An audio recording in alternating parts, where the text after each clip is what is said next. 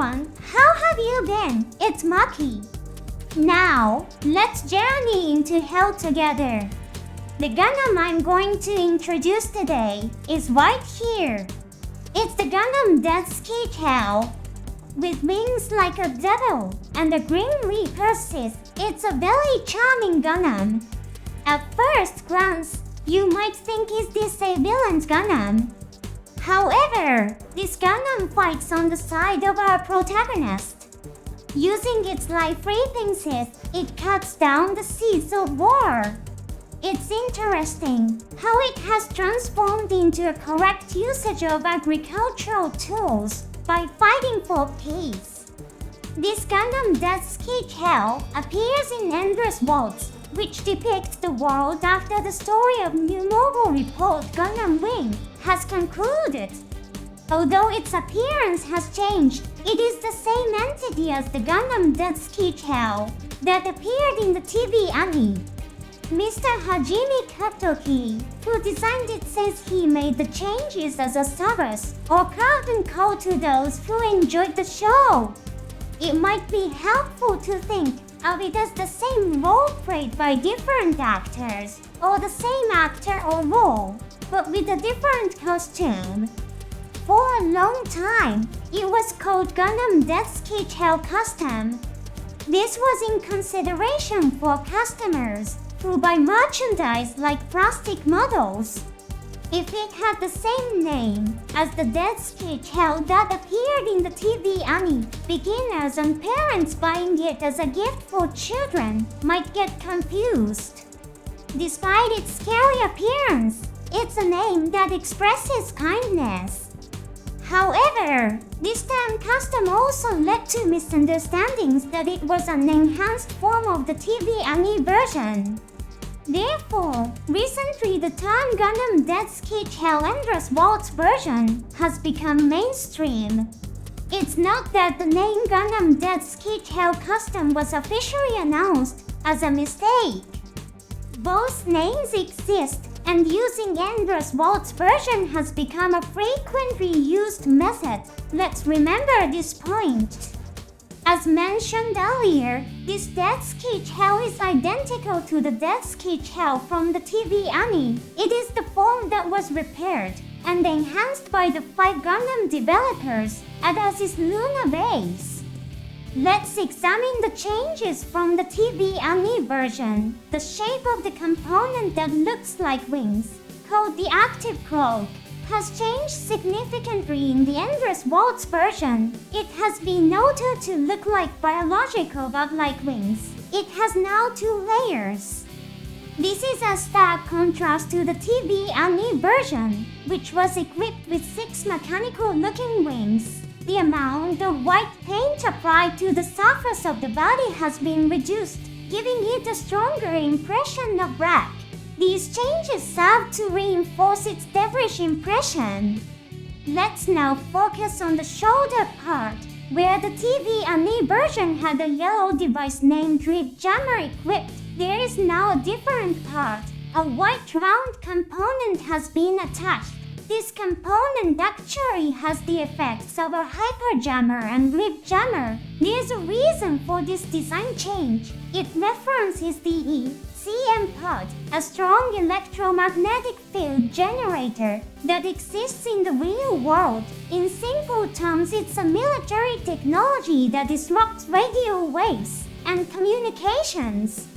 The Buster Shield equipped in the TV anime version is not present. It has been replaced with a smaller armor, and many documents refer to this part as a small shield. To repeat, this DEATHSCYTHE-HELL was designed as the same entity as the TV anime version. However, in recent years, the situation has become more complex. When Endless Waltz was released as a movie, designs of the pre-enhanced Gundam DEATHSCYTHE and the other 4 Gundams by Hajime Katoki were unveiled. These designs represent the pre-enhanced versions derived from the Endless Waltz designs. It's a kind of fan service. Fans affectionately refer to these as the early types. As Gundam Wing gained popularity and various spin-off works were created, these versions also got their chance to shine. They started to play active roles in several media, led by the spin-off work titled Glory of the Losers. Merchandising also began under the name Gundam DEATHSCYTHE-HELL's Waltz version. So far, there has been no official announcement stating that it exists in a parallel world or separate world from the TV anime. However, the Endless Waltz version of the Gundam DEATHSCYTHE differs greatly from the TV anime version. In recent years, even the transformed figure, achieved through additional equipment named Holy after being enhanced to DEATHSCYTHE-HELL, has been unveiled as a result of its popularity among many people. It continues to evolve even now. For now, I will explain about the Gundam DEATHSCYTHE-HELL that appeared in Endless Waltz. The weaponry it carries has been simplified considerably. First, there is the Vulcan cannon equipped on its head. Interestingly, there is no depiction of this weapon being used in the footage of Endless Waltz, of course. Towards the end of the battle, the pilot duo states, "I've used up everything. Nothing remains except for the self-destruct system." Just because its use wasn't shown doesn't mean it wasn't used. It seems natural to assume it was. Although it is a rather mundane piece of equipment, it has the advantage of conserving energy by using metallic bullets rather than a beam weapon. If used by a skilled pilot, it can effectively target an enemy's camera or weak parts of its armor. Considering Duo's capabilities, the judgment may have been that this Vulcan alone is sufficient as a shooting weapon.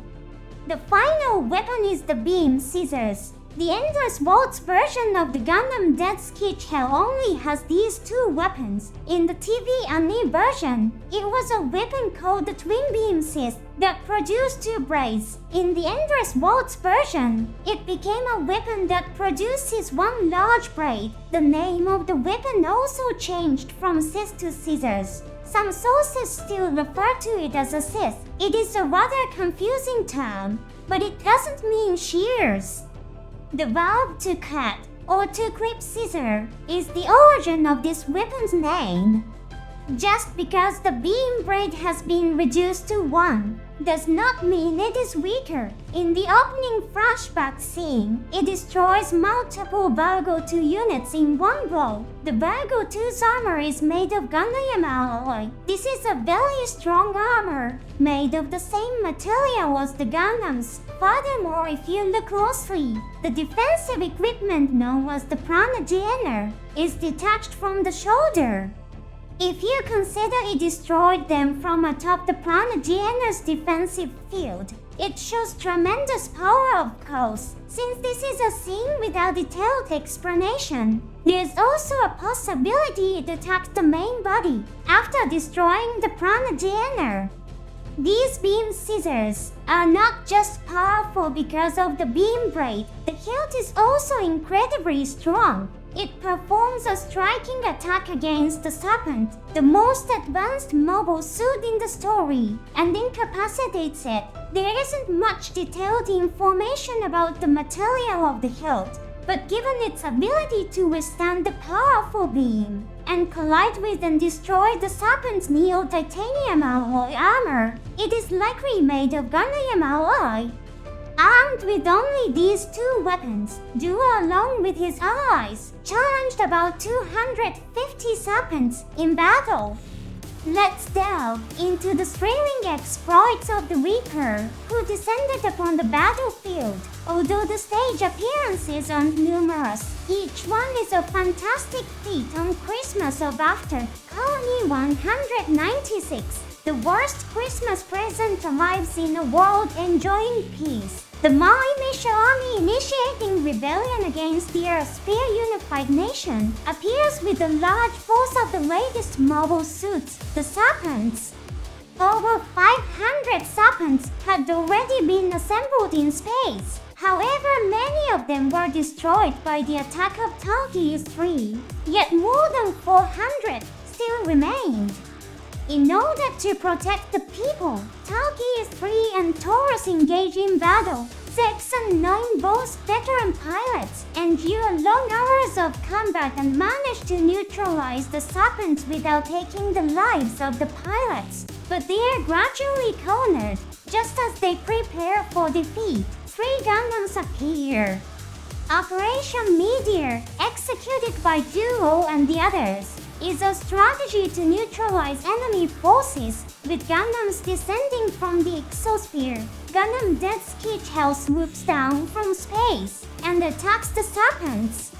One scene that stands out for me is the one with the Gundam descending against the backdrop of the moon. This isn't unique to Gundams. The moon often symbolizes death in many works of fiction. Even in the original Gundam, the moon is symbolically depicted with the character Matilda, who tragically lost her life in a battle against enemy mobile suits.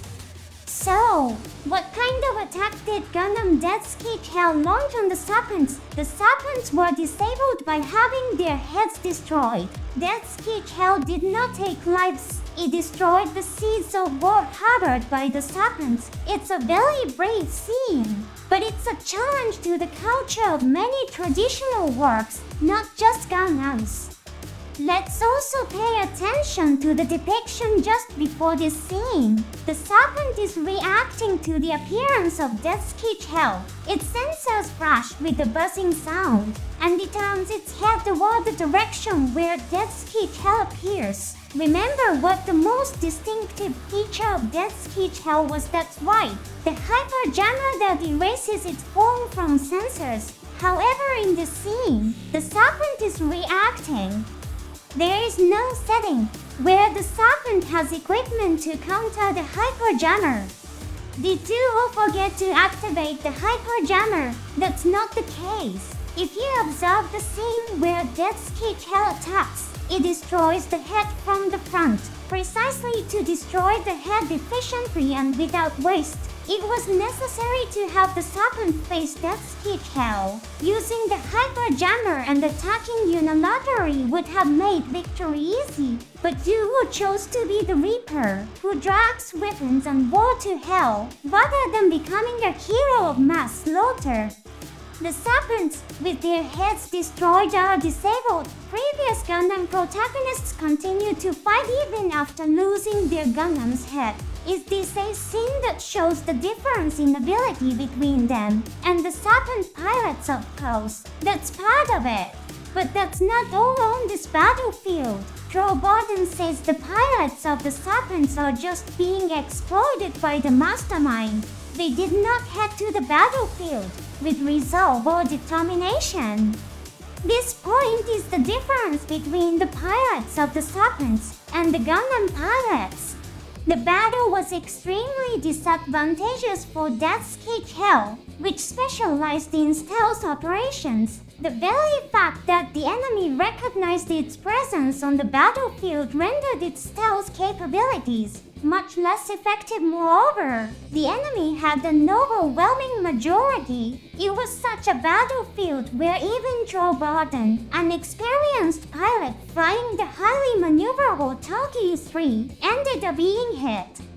Gundam DEATHSCYTHE-HELL uses its high mobility to charge at the serpents. Even in this scene, the blade of the beam Sith is not directed at the serpents. The goal is, after all, to incapacitate them while avoiding enemy concentrated fire. This tactic of closing in to shut down gunfire from all directions is the same strategy used by MOA in the original Gundam.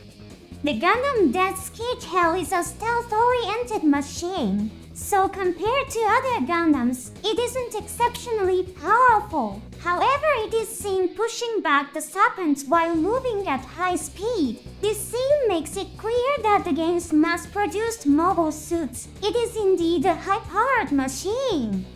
Nevertheless, in the end, its energy runs out. When Gundam Zero then appears on the brink of the Gundam's predicament, it launches a powerful attack towards the shelter, where the masterminds are holed up. Watching the Gundams fight relentlessly, the public rises up. The soldiers of the Mali Mecha army lose their will to fight upon seeing the people. Then they too leave the cockpit of their serpents, lay down their arms unbound, and dispose of their military uniforms.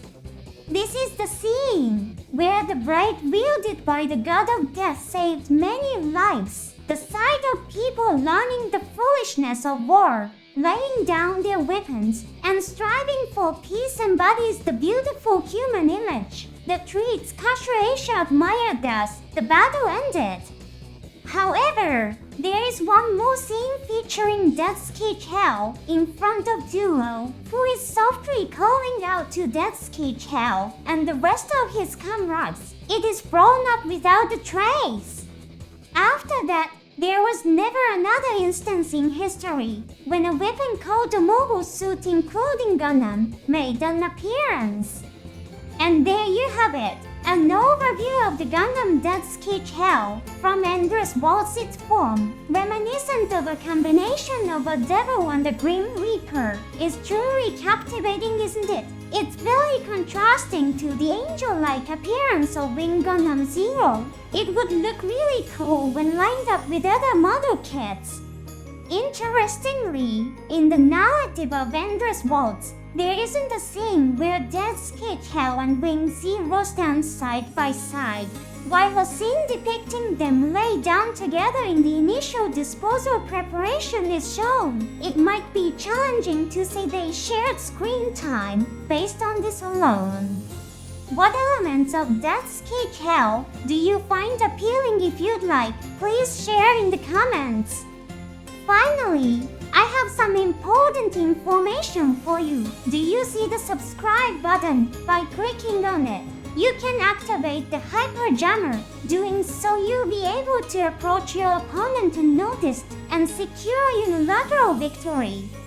However, you might also be able to move the hearts of the public by showing that you can fight without using the Hyper Jammer. Activate the beam scissors with the like button and unleash full speed to charge in with the bell button. Have a wonderful Christmas, and let's meet again on the next episode.